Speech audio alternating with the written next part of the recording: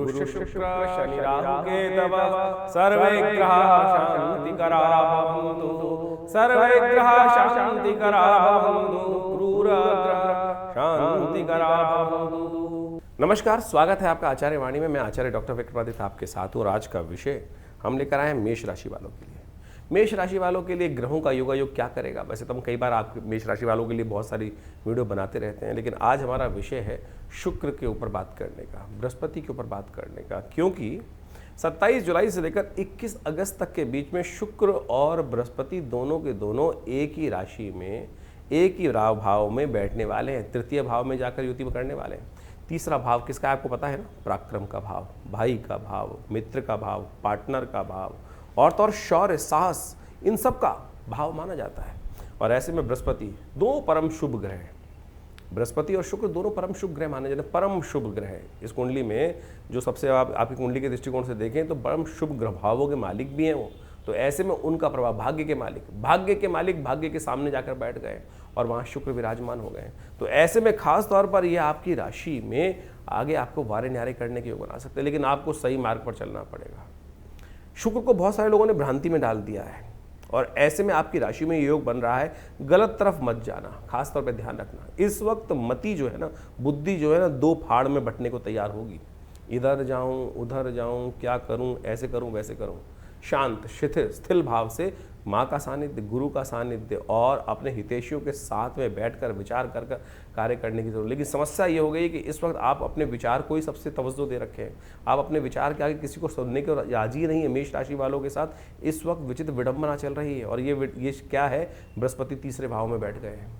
ठीक है, बिल्कुल आपका विजन बहुत बढ़िया है और आपकी बुद्धि के बराबर इस वक्त कोई विचार दे ही नहीं सकता, लेकिन हमें कई बार छोटी छोटी बातों को भी ध्यान देने की ज़रूरत होती है।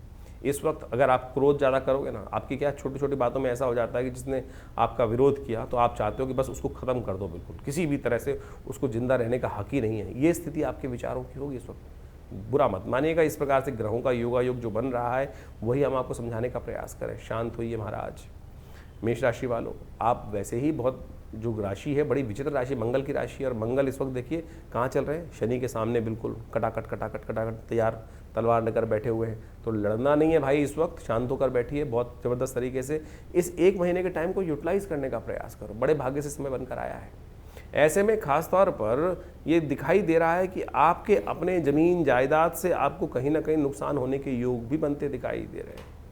जहाँ आपको थोड़ा सा प्रॉपर्टी पे इन्वेस्ट, ऐसे खर्च अननेसेसरी के जो बेकार के मामलों में उनमें ज़्यादा खर्च होने के योग बन सकते हैं। तो आपको आवश्यकता है कि अपने ग्रहों का सही से उपचार करते हुए कार्य करने का प्रयास करें। इस वक्त आपकी राशि के दृष्टिकोण से ऐसा है कि अपने पार्टनरों को थोड़ा सा सपोर्ट करने का प्रयास करें। आपसे बढ़िया काम कर सकते हैं वो। इस वक्त ग्रह योग बन रहा है कि आपको, अब देखिए ज्योतिष के दृष्टिकोण से समझेंगे कब हमें कहाँ से फायदा होना है। इस वक्त आपके ग्रह दिखा रहे हैं कि आपके मित्रों से आप सहयोग ले सकते हैं। उनके सहयोग, बुद्धिमानी इसी में है ना कि दुनिया, यदि देखा है आपने, दुनिया कुंभ का मेला है, कुंभ के मेले की तरह है। लोग अपने अपने कामों में भागे चले जा रहे हैं, किसी के पास कोई समय नहीं है, कहाँ भागे चले रहे पता नहीं है। ऐसे में यदि आप किसी को उठाने का प्रयास करोगे तो क्या होगा, पीछे से भीड़ आकर आपको रगड़ देगी। ऐसे में बुद्धिमानी इसी में है कि आप थोड़ा सा उचकिए और भागते हुए लोगों के कंधों का सहारा लेते हुए उनके ऊपर चढ़कर अपना रास्ता पार कर लो। तो बिल्कुल जिससे लोग उठा के अब जैसे उचकाने की कोशिश करेंगे, किसी के ऊपर चढ़ेंगे तो सामने वाला उचका के आपको आगे फेंक देगा। बस उस उछाल को लेते हुए सब जितने हमने सूत्र रूप में इस बात को समझाने का प्रयास किया है, गोचर का प्रभाव है, समझ लो कि लोगों कंधों पर चढ़कर अपने रास्ते को पार करने का ये समय है। अपने पार्टनरों के, अपने सहयोगियों के, अपने परिवार के लोगों का सहयोग लेने की आवश्यकता है, लेकिन उसके लिए थोड़ा विनम्र होना पड़ेगा, अपने आप को छोटा मानना पड़ेगा। तो ऐसे में उनके साथ थोड़ा प्यार से बात करना पड़ेगा। ये बातें हैं, यही उपाय है आपकी राशि के दृष्टिकोण से। और यदि माँ भगवती का सुंदर सानिध्य, पुनः बता रहे हैं, अभी कुछ दिन पहले हमने मेष राशि के ऊपर एक वीडियो बनाया था बृहस्पति के संबंध में, उसमें बहुत बृहद वर्णन दिया था। इस वक्त वही उपाय हम आपको बताने का प्रयास करें। दुर्गा सप्तशती, दुर्गा जी का ध्यान। ओम या देवी सर्वभूतेषु बुद्धि रूपेण संस्थिता नमस्तस्यै नमस्तस्यै नमस्तस्यै नमो नमः। या देवी सर्वभूति शक्ति रूपेण संस्थिता नमस्तस्यै नमस्तस्यै नमस्तस्यै नमो नमः। इसी मंत्र का जप जितना हो सकता है किसी भी रूप में करने का प्रयास करें। और नहीं तो कभी काम क्या करें, रविवार को विवेकानंद योगाश्रम में हम यज्ञ कराते हैं, दुर्गा जी का यज्ञ, उसमें आके बैठ जाया कीजिए। और देखिएगा ये एक महीना आपकी किस्मत से बहुत बढ़िया तरीके से आपको रास्ता देने को तैयार बैठा हुआ है।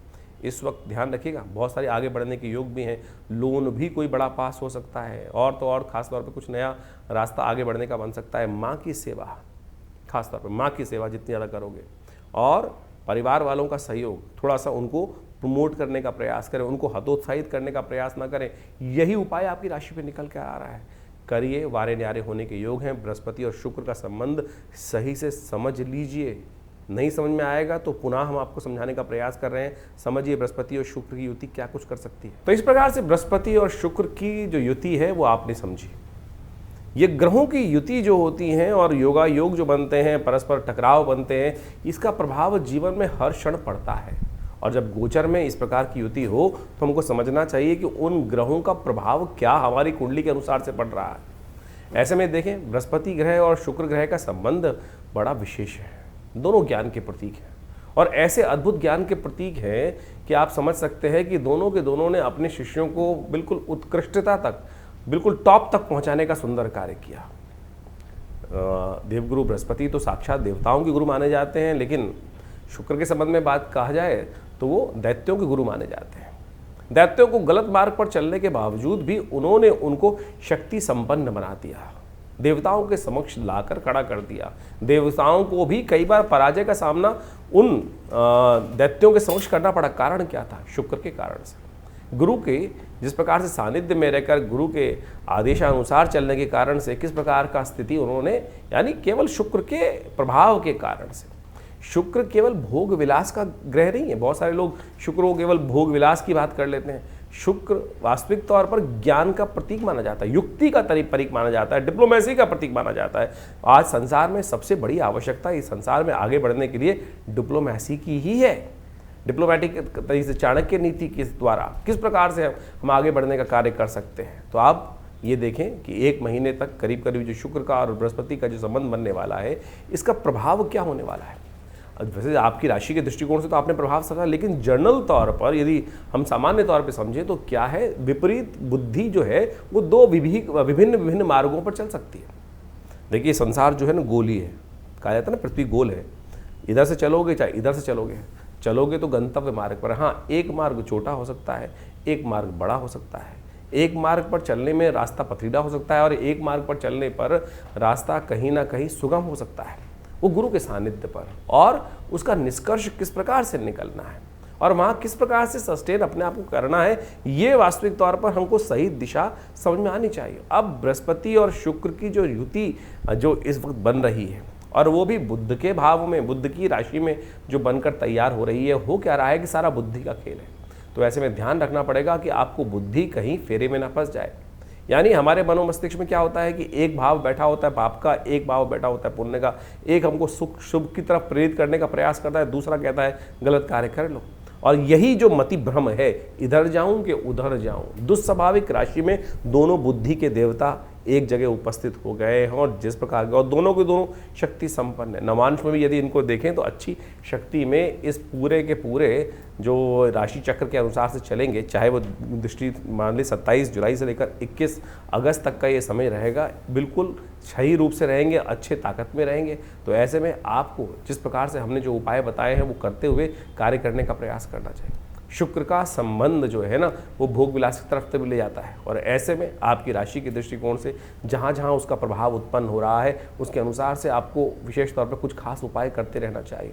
ऐसे में अपने राशि के दृष्टिकोण से आपको खास तौर पर कुछ खास उपाय समझ लीजिए जिस प्रकार से करना है। वैसे हमने जो आपको प्रभाव बताया उसके अनुसार और भी हजारों उपाय शास्त्र, अनेक मत के अनुसार से शास्त्रों में उन उपायों को वर्णित किया गया है। शुक्र का वास्तविक संबंध जो है, यदि हम शुक्र का संबंध शुभ करना चाहते हैं, एक बड़ी भ्रांति है संसार में इस वक्त कि शुक्र को अय्याशी के साथ, बहुत सारे लोगों ने तो मदिरा के साथ जोड़ने का प्रयास कर दिया। अय्याशी, गलत काम जितने भी हो सकते हैं, वो शुक्र कहीं नहीं है। शुक्र अगर ज्योतिष के दृष्टिकोण से, अध्यात्म के दृष्टिकोण से समझें तो शुक्र का संबंध किससे कहा गया है? गाय से, गौ सेवा से। सोचे, शुक्र कहीं जो है किसी के शिष्य ने कोई गलत तरफ चला गया, उसने गलत कार्य कर दिया तो गुरु गलत नहीं हो गए।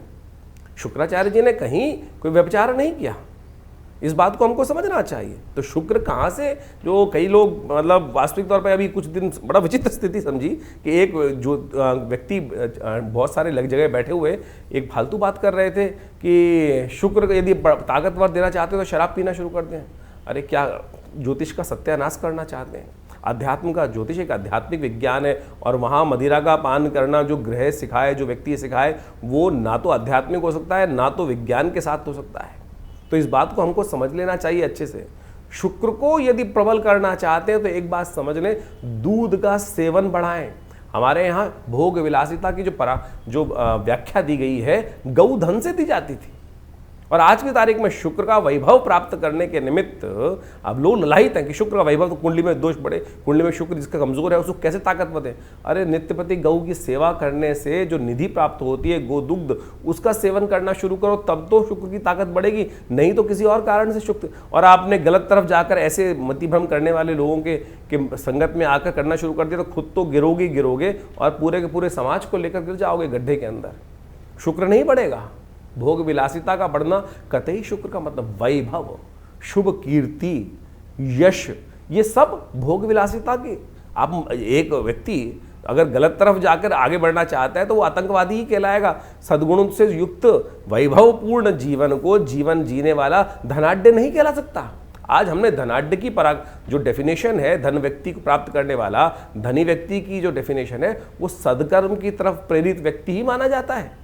तो सदकर्म की तरफ शुभ कर्म के तो इसलिए इन भ्रांतियों से बाहर निकलने का प्रयास करो।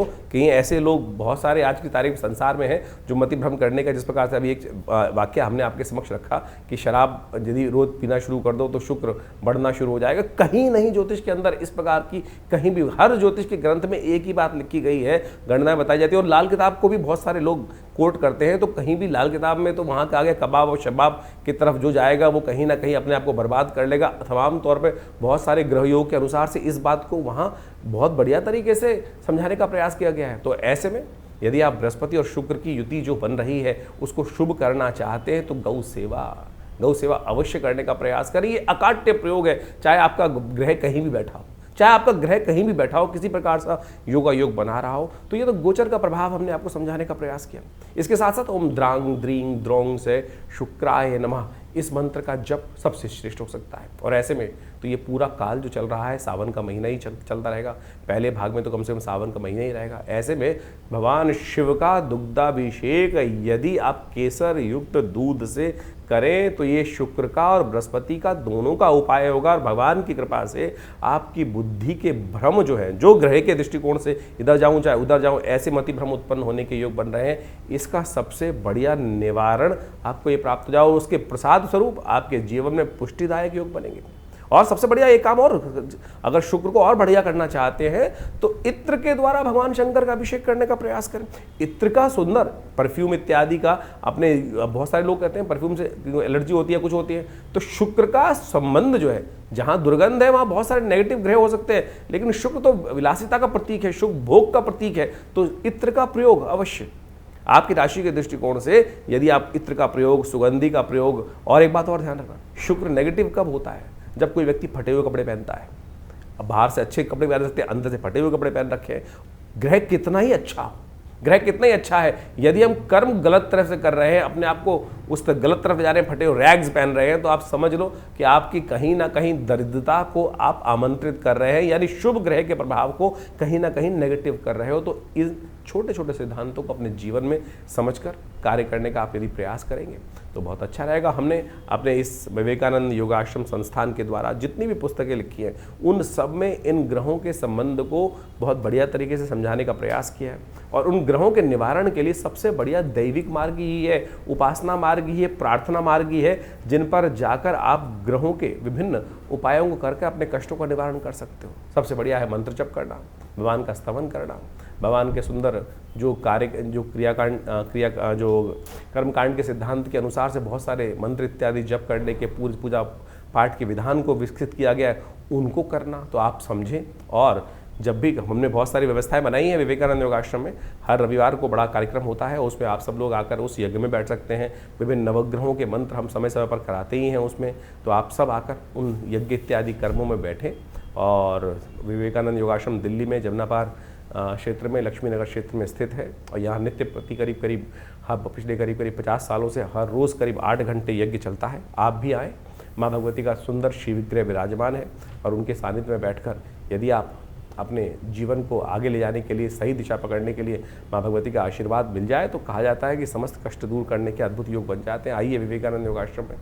और यदि आपको कोई निजी विचार विमर्श करना है तो आप नीचे दिए नंबर्स पे, फ़ोन नंबर, अकाउंट, उस पर बातचीत कर अपॉइंटमेंट लेकर हमसे बात भी कर सकते हैं। और वैसे बहुत सारे लोग ऐसे होते हैं कि जिनके पास कोई समस्याएं हैं और उनका निदान चाहते हैं और कुछ पारिश्रमिक तौर पर व्यवस्था नहीं है तो कोई चिंता नहीं है। रविवार को हमने महीने के पहले रविवार को आश्रम में व्यवस्था कर रखी है। सुबह आश्रम में जो यज्ञ होता है उसके बाद कोई भी व्यक्ति विवेकानंद योगाश्रम दिल्ली में आकर, लक्ष्मीनगर क्षेत्र में आकर हमसे परामर्श कर सकता है सुबह के टाइम पर केवल, और उसमें कोई शुल्क नहीं लिया जाता है। और इस यज्ञ इत्यादि कर्म में कोई शुल्क नहीं रहता। कोई भी आकर वहाँ व्यवस्थाओं के साथ जुड़ सकता है। और रविवार को सुबह 8 बजे से लेकर 10:30-11 बजे तक ये कार्यक्रम चलता है। सुंदर यज्ञ, भंडारा इत्यादि समस्त व्यवस्थाएं रहती हैं।